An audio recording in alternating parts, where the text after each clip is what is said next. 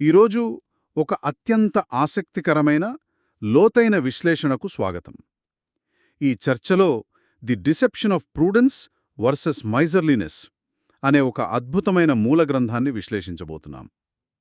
సాధారణంగా చిన్నప్పటి నుండి ప్రతి పైసా పొదుపు చేయాలి, కష్టపడి సంపాదించిన డబ్బును వృధా చేయకూడదని మనందరికీ నేర్పిస్తారు. అవును, పొదుపు చేయడమనేది చాలా గొప్ప లక్షణమని నమ్ముతాం. కరెక్ట్. కానీ ఈ ముందు చూపుతో చేసే పొదుపు ముసుగులో ఒక్కోసారి భయంకరమైన పిసినారితనం దాక్కుంటుంది. అది మనకు తెలియకుండానే జీవితాలను శాసిస్తుంది. ఈరోజు మన లక్ష్యమేమిటంటే, బుద్ధుని బోధనల ద్వారా సంపదను ఏ విధంగా సమతుల్యంగా వినియోగించాలో తెలుసుకోవడం. ఖచ్చితంగా. ముఖ్యంగా ఇందులో 2 పదాలున్నాయి. అప్పమాద అంటే ప్రతి క్షణం ఎరుకతో లేదా మెలకువతో వ్యవహరించడం. మరి తన్హా అంటే? తన్హా అంటే ఆస్తుల పట్ల విపరీతమైన వ్యామోహం పెంచుకోవడం. ఈ రెండింటి మధ్య జరిగే మానసిక సంఘర్షణను ఎలా ఛేదించాలో ఈ విశ్లేషణలో మనం చాలా లోతుగా చూడబోతున్నాం. ఈ అంశం నిజంగా ప్రతి ఒక్కరి జీవితానికి చాలా దగ్గరైనది. మనం డబ్బును ఎలా చూస్తాం, ఎలా వాడుతామనే దాని వెనుక ఉన్న మానసిక గతిశీలతను ఈ మూల గ్రంథం చాలా నిశితంగా పరిశీలిస్తుంది. ధర్మం ఎప్పుడూ ఒక విషయాన్ని స్పష్టంగా చెబుతోంది. సంపదను కాపాడుకోవడమనేది ఖచ్చితంగా ఒక బాధ్యతే. కానీ ఆ కాపాడుకునే ప్రక్రియలో మనసును ఎలా అదుపులో ఉంచుకోవాలి అనేది ఇక్కడ అసలు పాయింట్. అంటే అప్పమాద గురించి చెబుతున్నారు కదా? అవును. అప్పమాద అంటే రేపటి అవసరాల పట్ల సరైన అవగాహనతో ఈరోజు పొదుపు చేయడం. దానికి విరుద్ధంగా తన్హా అంటే కేవలం కూడబెట్టాలనే ఒక గుడ్డి కోరికతో దేనినైనా పట్టుకుని వేలాడడం. ఈ రెండింటి మధ్య ఉన్న సన్నని గీతను మనమీరోజు స్పష్టంగా గీసి చూద్దాం. కానీ ఇక్కడొక చిన్న సందేహం వస్తుంది. అర్ధ సంరక్షణత అంటే సంపదను కాపాడుకోవడం అనేది సరైన విధానమే కదా? కష్టకాలంలో ఆదుకోవడానికి డబ్బును దాచుకోవాలి. మరి అలాంటప్పుడు ఈ పిసినారితనానికి, ఆ సరైన పొదుపుకి మధ్య గీత ఎక్కడ గీయాలి? చాలా మంచి ప్రశ్న. ఈ మానసిక వలలో మనిషి ఎలా చిక్కుకుంటాడో వివరిస్తాను చూడండి. ఈ వల చాలా సూక్ష్మమైనది. అర్థసంరక్షణత అనేది సంపదను కేవలం ఒక ప్రయోజనకరమైన సాధనంగా చూస్తుంది. అంటే ఒక టూల్ లాగా వాడటం. సరిగ్గా చెప్పారు. రేపు ఏదైనా ఆపద వస్తే ఆదుకోవడానికి లేదా ఒక అవసరాన్ని తీర్చడానికి ఈరోజు పొదుపు చెయ్యాలి అనేది ఒక స్పష్టమైన ఆలోచన. కాని పిసినారితనం ప్రవేశించినప్పుడు పరిస్థితులు పూర్తిగా మారిపోతాయి. ఎలా మారిపోతాయి? అసలు ఆ అవసరం ఎదురైనా కూడా డబ్బు బయటకు తీయడానికి మనసు అంగీకరించదు. ఇక్కడ జరిగే ఒక ప్రధానమైన మోసాన్ని కాగ్నిటివ్ డిసోనెన్స్ అంటారు. అంటే ఒక రకమైన మానసిక అపోహ. అంటే వాళ్లకు తాము తప్పు చేస్తున్నామనే విషయం తెలియదా?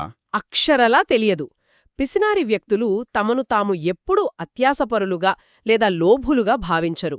వారు తమను తాము చాలా క్రమశిక్షణ గలవారిగా, బాధ్యతాయుతమైన వ్యక్తులుగా సమర్థించుకుంటారు. ఒక ఉదాహరణ చెప్పాలంటే, ఒక వ్యక్తి చిరిగిన బూట్లు వేసుకుని 10 కిలోమీటర్లు నడుస్తూ తాను డబ్బు ఆదా చేస్తున్నానని గొప్పగా ఫీలవుతాడు. కానీ రేపు అదే నడక వల్ల వచ్చే మోకాళ్ల నొప్పులకు ఆస్పత్రిలో ₹1000 కట్టాల్సి వస్తుందని గ్రహించలేడు. ఇదేనా ఆ భ్రమ? ఖచ్చితంగా ఇదే. తన లోపాన్ని తనే ఒక సుగుణంగా సమర్థించుకోవడం అన్నమాట. తను చేసే తప్పు తనకి ఎప్పటికీ కనిపించని విధంగా ఆ భ్రమ కప్పేస్తుంది. మరి ఈ ముసుగు వెనకున్న వాస్తవమేమిటి? ఈ రెండిటిని ఎలా వేరు చేసి చూడాలి? ఇక్కడే మనం పన్నాథి మరియు మోహకి మధ్య ఉన్న తేడాను గమనించాలి. పన్నా అంటే జ్ఞానం, మోహ అంటే భ్రమ. నిజమైన పొదుపనేది పన్నాతో నడుస్తుంది. జ్ఞానంతో వ్యవహరించే వ్యక్తికి సంపద అనేది ఒక సాధనం మాత్రమే అని తెలుసు.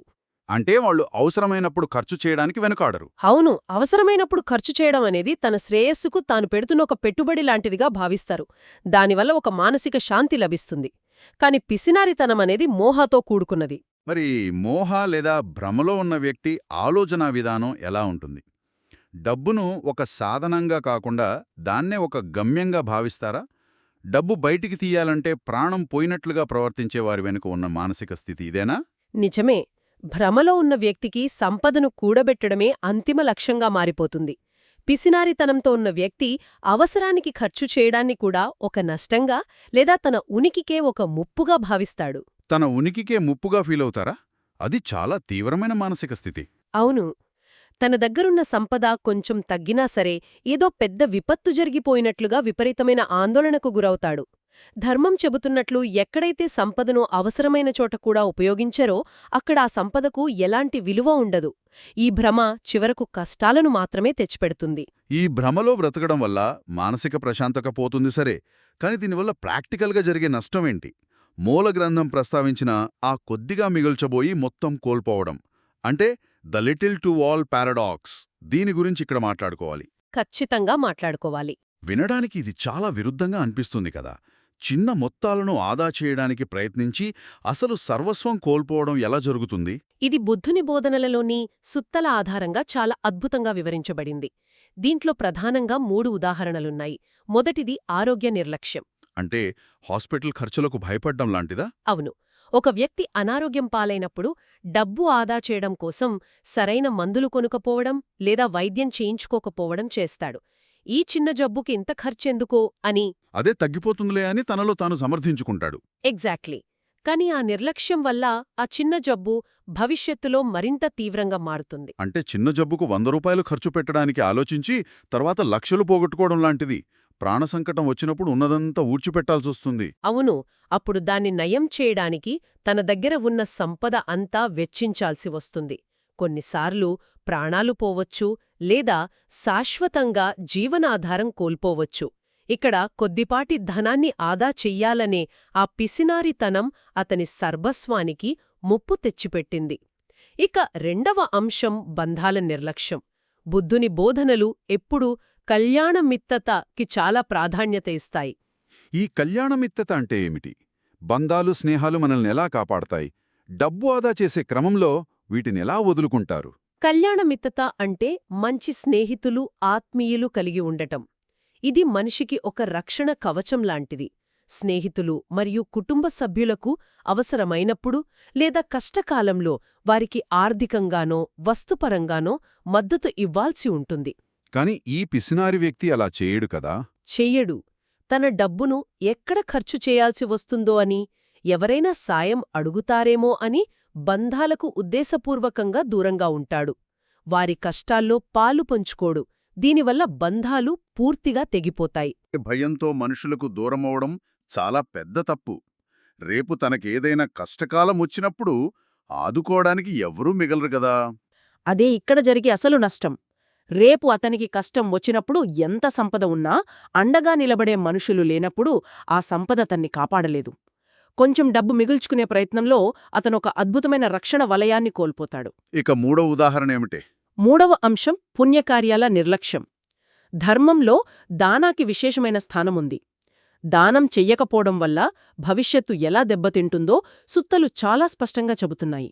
ఆరోగ్యం, బంధాలు సరే, మరి ఆధ్యాత్మిక పరంగా చూస్తే మనం సంపాదించిన దాంట్లో ఇతరులకి ఇవ్వకపోతే వచ్చే నష్టమేంటి?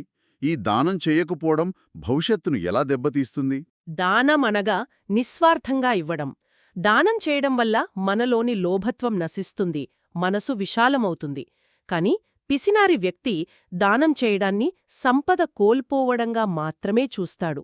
దీని ఒక ఉదాహరణతో చెప్పాలంటే, ఒక వ్యవసాయదారుడు తన దగ్గర ఉన్న విత్తనాలను పొలంలో చల్లితేనే రేపు పంట వస్తుంది.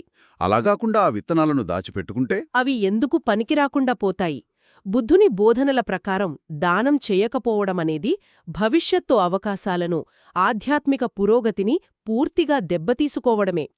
10 మంది మేలుతోసం వినియోగించకపోతే భవిష్యత్తులో సత్ఫలితాలను పొందలేరు. ఇదంతా వింటుంటే అసలు డబ్బుని ఎలా వాడాలో ఒక భయం వేస్తుంది గదా. మరి విచ్చలవిడిగా ఖర్చుపట్లేము, అలాగని ఇలా పిసినారిలా మారలేము. ఈ ముసుగులో పడకుండా ఉండటానికి ఏది సరైన దారి? దీనికేదైనా పరిష్కారం ఉందా? ఖచ్చితంగా ఉంది.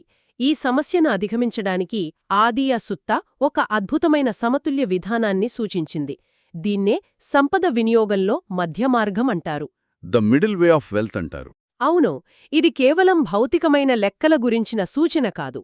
ఇదొక జీవన తత్వశాస్త్రం. ఈ సుత్త ముఖ్యంగా సంపదను 4 ప్రధాన విధాలుగా ఎలా ఉపయోగించాలో స్పష్టంగా చర్చిస్తుంది. ఆ 4 విధాలు ఏమిటో ఒక్కొక్కటిగా చూద్దాం. మొదటిది ఏమిటి? మొదటిది వ్యక్తిగత మరియు కుటుంబ సౌకర్యం. అంటే మనం కష్టపడి సంపాదించేదే మన కుటుంబం సంతోషంగా ఉండటానికి. ఆ కనీస అవసరాలను తీర్చకుండా పొదుపు చేయడం వృధా అంటారు. అవును. ప్రాథమిక అవసరాలను సంతోషంగా తీర్చుకోవడం గురించి ఇది వివరిస్తుంది. కష్టపడి సంపాదించిన డబ్బును ముందుగా స్వంత శ్రేయస్సు కోసం, కుటుంబ సభ్యుల ఆహారం, వస్త్రం, నివాసం కోసం ఆనందంగా వెచ్చించాలి. తమను తాను కష్టపెట్టుకొని కుటుంబానికి కనీస అవసరాలు కూడా తీర్చకుండా పొదుపు చేయడమనేది ధర్మం దృష్టిలో సరైనది కాదు. నిజమే. ప్రాథమిక అవసరాలే తీరనప్పుడు ఆ డబ్బుండి ఏం లాభం? ఆ తర్వాత రెండవ విధానమేమిటి? రెండవ విధానం భద్రత, ప్రమాదాల నుండి రక్షణ కల్పించుకోవడం. ఆ కాలంలోనే అగ్ని ప్రమాదాలు, వరదల నుంచి రక్షణ కోసం డబ్బును కేటాయించమని చెప్పడం చాలా ముందుచూపు గదా? అక్షరాల అగ్ని, వరదలు లేదా దొంగల వంటి ఉపద్రవాల నుండి ఆస్తులను కాపాడుకోవడానికి అవసరమైన ఏర్పాట్లు చేసుకోవాలి. దీనికోసం సంపదలో కొంత భాగాన్ని ఖచ్చితంగా కేటాయించాలి. అంటే ఇన్సూరెన్స్ లాంటి ఒక సేఫ్టీ నెట్ ఏర్పాటు చేసుకోవడం అన్నమాట. ఖచ్చితంగా. కేవలం డబ్బుని దాచిపెట్టడం కాదు, ఆ డబ్బు ద్వారా అవాంఛిత పరిస్థితుల నుండి రక్షణ పొందేలా భద్రతా వలయాన్ని నిర్మించుకోవడం. ఇక మూడవ విధానం సామాజిక బాధ్యతలు. ఇది మనమింతకుముందు మాట్లాడుకున్న కళ్యాణమిత్తతకి చాలా దగ్గరగా ఉంటుంది.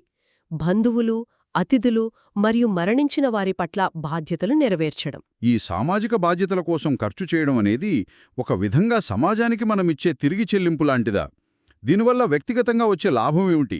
సామాజిక జీవిగా మనిషికి కొన్ని బాధ్యతలుంటాయి. ఇంటికొచ్చిన అతిథులను గౌరవించడం, కష్టాల్లో ఉన్న బంధువులను ఆదుకోవడం, మరణించిన పూర్వీకులను స్మరించుకుంటూ సత్కార్యాలు చేయడం, ఇవన్నీ సమాజంలో ఒక ఆరోగ్యకరమైన వాతావరణాన్ని నిర్మిస్తాయి. అవును, ఇవన్నీ మన బంధాలను మరింత దృఢంగా చేస్తాయి. నిజమే. ఈ బాధ్యతలను నెరవేర్చడానికి ఖర్చు చేయడమనేది వృధా కాదు. అది సామాజిక భద్రతకు ఇచ్చే ఒక విరాళం లాంటిది. సంపదను ఇలా ఉపయోగించడం వల్ల వ్యక్తిలో అహంకారం తగ్గుతుంది, తోటివారి పట్ల కరుణ పెరుగుతుంది. ఇక నాలుగవ మరియు అత్యంత ఉన్నతమైన విధానం ఆధ్యాత్మిక మద్దతు. ఈ నాలుగో విధానం గురించి కొంచెం వివరిస్తానా? ఆధ్యాత్మిక ఎదుగుదలకు, ధర్మాన్ని నిలబెట్టేవారికి సంపదను ఎలా ఉపయోగించాలి? సమాజ శ్రేయస్సే లక్ష్యంగా జీవించే ఒక భిక్షువుకు అవసరమైన మద్దతు అందించడం ఒక గృహస్థుడి బాధ్యత. ఒక భిక్షువు తమ స్వంత సుఖాలను వదులుకొని సమాజంలో ధర్మాన్ని, శాంతిని పెంపొందించడం కోసం తమ జీవితాలను అంకితం చేస్తారు. వారు స్వయంగా సంపదను కూడబెట్టరు. వారు పూర్తిగా సమాజం మీద ఆధారపడి ఉంటారు కాబట్టి వారికి సహాయం చేయాలి. కరెక్ట్. వారికి ఆహారం, వస్త్రం, నివాసం, ఔషధం వంటి కనీస అవసరాలను తీర్చడం అనేది సమాజ బాధ్యత. సంపదను ఇలాంటి సత్కార్యాలకు, ధర్మాచరణకు వెచ్చించడం వల్ల సంపదకు ఒక పవిత్రత వస్తుంది. ఇక్కడ ఖర్చు అనేది కేవలం ఒక భౌతికమైన లావాదేవీ కాదు, అది ఒక ఆధ్యాత్మిక సాధన. బుద్ధుని బోధనలు సంపదను ఎంత సంపూర్ణంగా చూడమంటున్నాయో ఈ 4 విధానాలను చూస్తుంటే అర్థమవుతుంది. తనకోసం, తన భద్రత కోసం, సమాజం కోసం మరియు ఆధ్యాత్మికత కోసం. ఇలా అన్ని కోణాలను స్పృశిస్తూ సాగే ఈ సమతుల్య విధానం ఈనాటికి ఆచరణీయమైనది. అవునండి. డబ్బును ఒక గుడ్డి యజమానిలా కాకుండా మన చేతిలో ఉండే ఒక మంచి పనిముట్టులా ఎలా వాడుకోవాలో ఈ 4 సూత్రాలు దారిచూపుతాయి. ఇప్పుడు మనం ఈ చర్చ సారాంశాన్ని ఒకసారి అవలోకనం చేసుకుంటే ఒక ముఖ్యమైన సత్యం బయటపడుతుంది. అవసరమైన చోట ఖర్చు చేయని సంపదకు ఎలాంటి విలువ లేదు.